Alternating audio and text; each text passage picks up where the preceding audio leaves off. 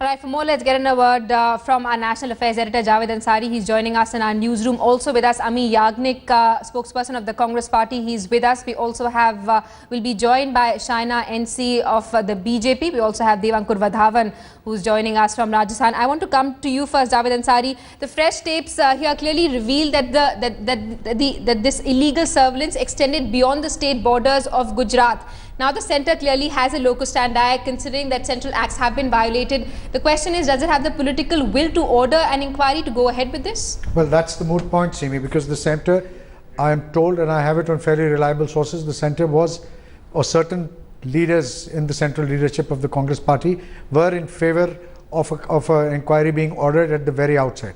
However, the Prime Minister and his office developed cold feet, and therefore they couldn't go through. In the meanwhile, they were preempted by the Gujarat government ordering its own inquiry.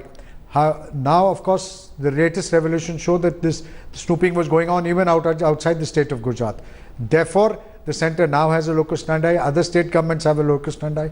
The Karnataka state government, where Mr. Siddharaya, the Congress has a government there, they can order an inquiry. But like you said, the all-important question is whether they have the political will to carry this forward. Absolutely. Let's take that question to Ami Yagnik, Congress spokesperson, who is joining us from the Ahmedabad studio.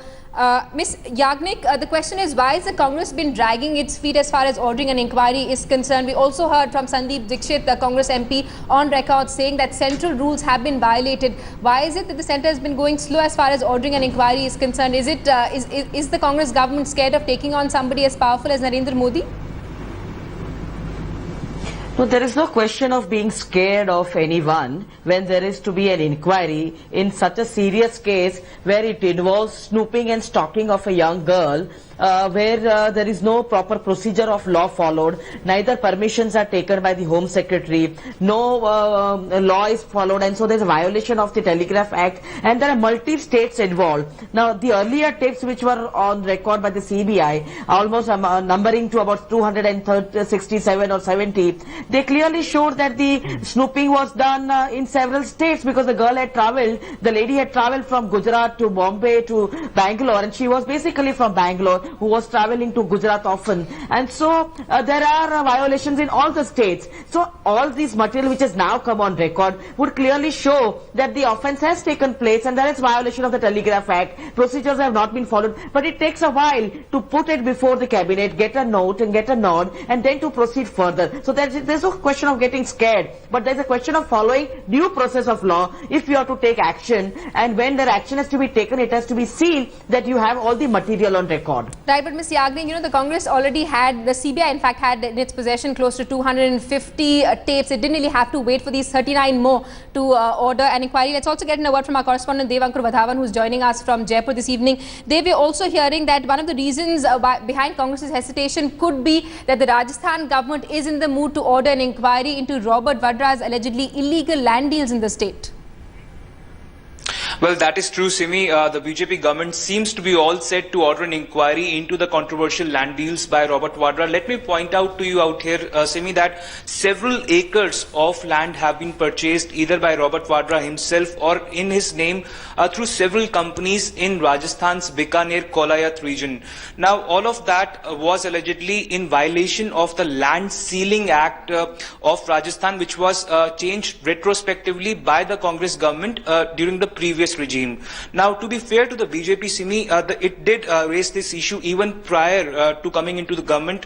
It was raised by Arjun Ram Meghwal in the Lok Sabha and also at the state level. But it seems that after the Vasundhara Raje government has come to power in Rajasthan, the entire pitch has reached a feverish level. The BJP is trying to ensure that before the Lok Sabha elections, it's able to raise this issue in a big manner. It's able to embarrass the BJP, and you can say that in a way it's trying to ensure that it pays back to the Congress, who has been raising several top leaders of the Congress, including Mr. Chidambaram, have been raising the issues of the Snoopgate, of how a woman was stalked allegedly on behalf of Amit Shah and Narendra Modi. So all of that, it seems now the BJP thinks that it has something which with which it can get back at the Congress and ensure that it can embarrass the number one family of the Congress. Simi? All right. Let's also get in a word from BJP spokesperson Shaina NC, who's joining us this evening.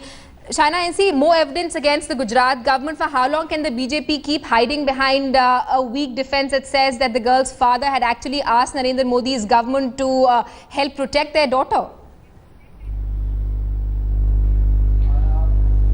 Well, there's no question, there's no accuracy, and I think that one needs to see this Gulel website, which in itself says that they don't subscribe to the information being absolutely authentic. So what kind of a credibility does it give you when the website itself, so to speak, says that, you know, they can't be held responsible for the authenticity of the information?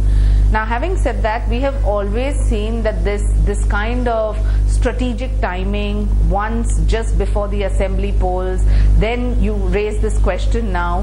When there is an investigation which is taking place in the state of Gujarat, if there is a question at all which is only about the discretionary power of the state government, then I think that one needs to wait and watch rather than arriving at all kinds of conclusions.